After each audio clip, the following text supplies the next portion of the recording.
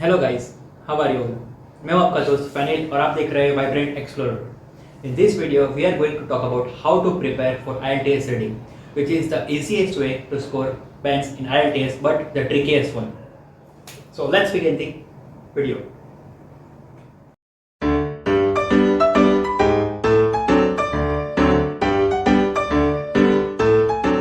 IELTS reading है वो one of the easiest way है आपके IELTS स्कोर को बूस्ट करने के लिए। लेकिन ये ज़्यादातर लोगों के लिए टफ होता है क्योंकि हम लोग को बचपन से पढ़ने की आदत नहीं है इंग्लिश में। मेरे पास कुछ टिप्स है जो आप फॉलो कर सकते हो आपके IELTS रीडिंग की प्रैक्टिस को इम्प्रूव करने के लिए। सबसे पहले यहाँ पर आप देख सकते हो कि पूरा का पूरा एक टेबल है जिसमें आपको कितने स्कोर से लेकर कितने स्कोर होना चाहिए पर्टिकुलर बैंड्स के लिए वो सब दिया हुआ है। आपने बोर्ड देख लिया है। अब सबसे पहला काम जो आपका होना चाहिए कि आपका एम क्या है। आपको जो यूनिवर्सिटी, जो कॉलेज, जो प्रोग्राम के लिए आपको एडमिशन चाहिए उसके लिए आपको कितने बैंड्स की रिक्वायरमेंट है, उस हिसाब से आपको ट्रेनिंग करनी है। क्योंकि अगर आप कोई एम नहीं रखोगे और ऐसे ही आप अगर IELTS देते रहोगे तो आप कंफ्यूज हो जाओगे। कंफ्यूज से ज़्यादा मैं कहूँगा कि आप डीमोटिवेट हो जाओगे, क्योंकि पर्टिकुलर कुछ सेक्शंस है जैसे मैच द हेडिंग है, ट्रू फॉल्स नॉट गिवन है, जो बहुत ट्रिकी क्वेश्चंस है जिसमें ज़्यादातर लोगों के सभी रॉन्ग पड़ते हैं। तो उस ट्रिक से बचने के लिए आपके माइंड में एक गोल होना बहुत ज़रूरी है, सो दैट अगर एक या दो सेक्शन आपके पूरे के पूरे रॉन्ग भी हो जाए तो भी आपका डिजायर्ड गोल आ सके। फॉर एग्जाम्पल, अगर मेरा गोल 7 बैंड्स है यानी कि मुझे 40 में से सिर्फ 30 मार्क्स चाहिए, तो मैं अफोर्ड कर सकता हूँ कि अगर मैंने टेस्ट दिया और मैच द हेडिंग में मेरे 5 में से 4 रॉन्ग हुए तो मुझे फ़र्क नहीं पड़ता, क्योंकि एक राइट हुआ वो मेरे लिए बोनस है। क्योंकि मेरा एम सिर्फ 30 है, तो अगर मेरे 4 हेडिंग भी रॉन्ग हो गए और बाकी 4-5 मार्क ऐसे भी रॉन्ग हो गए तो भी मेरे 30 या 31 आएंगे, जो मेरे लिए मोर देन इनफ है मेरे रिक्वायर्ड बैंड के हिसाब से।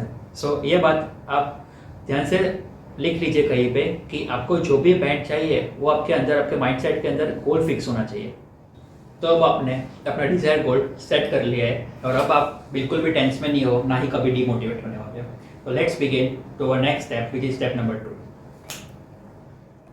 अब आपको सबसे पहले क्या करना है कि IELTS का जो भी रीडिंग है उसमें आपको फिगर आउट करना है कि आपके स्ट्रॉन्ग क्वेश्चंस कौन से हैं और वीक क्वेश्चंस कौन से हैं। उसको फिगर आउट करने के लिए आपको पहले 2 दिन एवरी डे 2 टेस्ट देने हैं, मतलब 2 दिन में टोटल 4 टेस्ट आप दोगे। तो उससे क्या होगा कि आप जब आंसर वेरीफाई करोगे तो आपको पर्टिकुलर आइडिया आ जाएगा कि आपके पर्टिकुलर एक ही सेक्शन है या एक ही क्वेश्चन है जिसमें रॉन्ग हो रहा है या ओवरऑल रॉन्ग हो रहे हैं। तो उससे आप आपके स्ट्रॉन्ग क्वेश्चन में फोकस कर सकते हो और वीक क्वेश्चन को बाद के लिए छोड़ सकते हो। अब स्ट्रॉन्ग क्वेश्चन में कैसे फोकस करना है कि जब भी आप IELTS का टेस्ट दो तो जब भी जो आपके जो क्वेश्चंस है जिसमें आप फुल्ली कॉन्फिडेंट हो, आप ट्राई करना कि उसमें फुल स्कोर करो, या तो 1 या 2 रॉन्ग हो। तो उससे क्या होता है कि आपका एटलीस्ट 40 में से 32 तक आराम से आ जाएगा। उसके बाद क्या करना है आपको, एक बार इसमें आप फुली कॉन्फिडेंट हो गए तो आपके जो वीक क्वेश्चंस को आपको इंडिविजुअली लेके सॉल्व करना है। For example, match the heading मेरा वीक था तो मैंने क्या किया, 5 से 6 दिन मैच द हेडिंग की प्रैक्टिस की along with the full test. उसके बाद मैंने ट्रू फॉल्स नॉट गिवन की प्रैक्टिस की।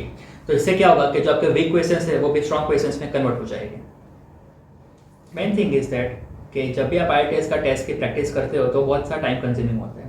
तो आप मेक श्योर करें कि जब भी आप टेस्ट देने बैठते हो तो आपके पास पूरा 1 या 1.5 घंटा होता है टेस्ट के लिए। क्योंकि अगर आप बीच में से कहीं पे जाओगे कोई काम की वजह से तो उसमें होगा क्या कि आप जब वापस आओगे तो आपका लिंक टूट गया होगा, तो उसके कारण आपके बैट्स कम आ जाएंगे और आपको डिमोटिवेट फील होगा। तो बेकार में क्यों डिमोटिवेट फील करना जब आपके पास टाइम पूरा हो। तो ये चीज़ आप माइंड में रखना कि जब भी आप IELTS का रीडिंग टेस्ट हो तो आपके पास पूरा टाइम हो तब भी आप देना, वरना आप कभी और टाइम पे देना जब आप फ्री हो। There is a one rookie mistake which all the beginners make in IELTS reading. That is कि वो लोग क्या करते हैं कि IELTS के जो क्वेश्चंस होते हैं रीडिंग में उसको मैच करने का ट्राई करते हैं पैसेज के साथ। आपको ऐसा नहीं करना, बिल्कुल भी नहीं करना। आपको जो क्वेश्चन का मीनिंग होता है उसको आप पैसेज के साथ मैच करें। इसके लिए एक आसान सी टिप मैं आपको बताता हूँ कि आपका जो भी क्वेश्चन है आपके माइंड में आपकी नेटिव लैंग्वेज में पहले सोच लो और उसको समझ लो। आपने जैसे ही क्वेश्चन समझा फिर आप पैसेज पढ़ना स्टार्ट करो, और आपको जैसे ही लगे कि आपके इंस्टिंक्ट को जैसे ही लगे कि नहीं ये उस पैसेज के साथ मैच कर रहा है तो उस आंसर को लिख दो। इसी तरीके से आप रीडिंग में इंप्रूव कर सकते हो। अगर आप पैसेज के क्वेश्चन का वर्ड के साथ पैसेज को मैच कराओगे तो ये नहीं होगा, इसके आपका आंसर ऑलवेज रॉन्ग ही आएगा। Reading is all about how well do you understand the passage and answer the question properly, not about how well do you understand or do you match the questions with answer. If you have any doubts regarding IELTS reading, then make sure to comment that doubt in the section. I will surely answer your question. please subscribe this channel so that you can get more videos regarding the IELTS models which I am going to share soon. So stay home, stay safe. Until then, bye bye.